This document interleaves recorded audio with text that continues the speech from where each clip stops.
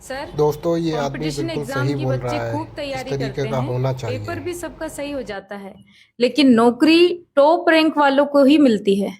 Top rank लाने के लिए कैसे पढ़ें?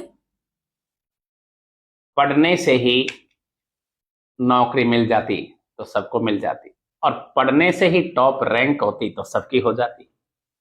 टॉप रैंक के लिए स्ट्रेटेजी चाहिए, और इस स्ट्रेटेजी का एक फार्मूला है। इस फार्मूले को हम कहते हैं 40-60 का फार्मूला।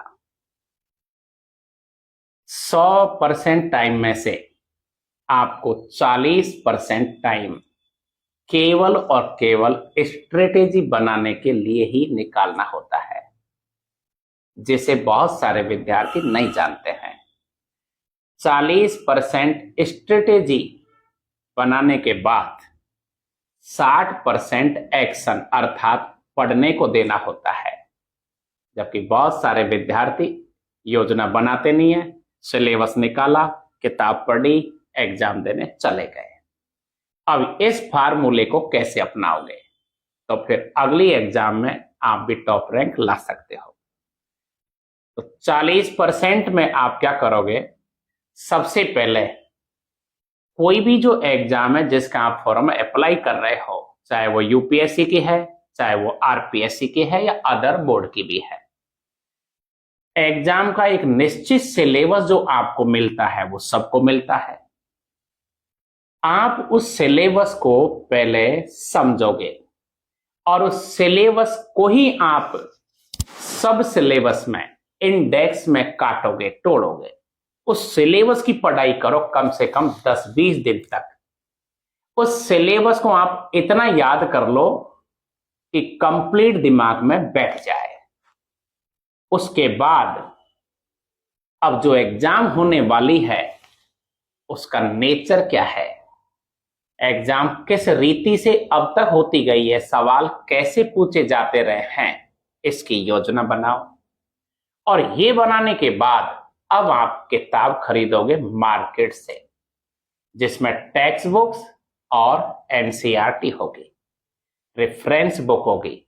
और कम से कम इतनी बार पढ़ो इन टेक्स्ट बुक को, एनसीईआरटी को, कि किताब का हर पेज की हर लाइन आपके दिमाग में छप जाए। चौथा पॉइंट, अब आप क्या करोगे?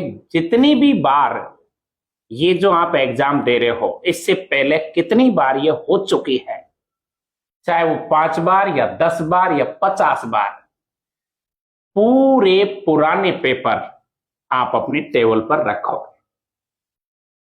टेबल पर आप उन पेपरों को रखोगे, उनको पढ़ोगे, पुराने पेपरों को।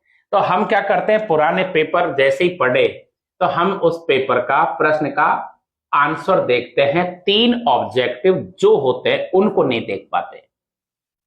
तो जितनी भी पुराने पेपर है उनके ए बी सी डी चारों जो आंसर है उनको समझो कि इन आंसरों का मतलब क्या है। सब विद्यार्थी का एक ही फार्मूला है, प्रश्न पढ़ा पुराना और आंसर ढूंढ लिया। जबकि आपको क्या करना है, अगली एग्जाम को टॉप करने के लिए तीनों और ऑब्जेक्ट को भी ध्यान में लाओगे। ये करने के बाद 5वां पॉइंट आपका है, अब जो एग्जाम होने वाली है उसके अनसॉल्व पेपर जो मार्केट में होते हैं, कोचिंगों में होते हैं, इतने अनसॉल्व पेपर आपको हल करने हैं कि कुछ बचे ही नहीं।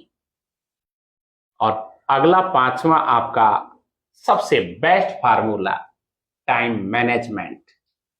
आप प्रैक्टिस इतनी कर लो, जैसे कहते हैं ना, टेस्ट सीरीज, टेस्ट पेपर, इतनी बार ढंग से टाइम मैनेजमेंट के साथ आप पूरे पुराने पेपर, अनसॉल्व पेपर, नई टेस्ट सीरीज कि आपके सामने अब कोई प्रश्न बचे ही नहीं। यही दुनिया का सबसे बड़ा फार्मूला है। 40% स्ट्रेटेजी बनाओगे और 60% एक्शन अर्थात पढ़ाई करोगे। अगली एग्जाम में टॉप रैंक आपकी।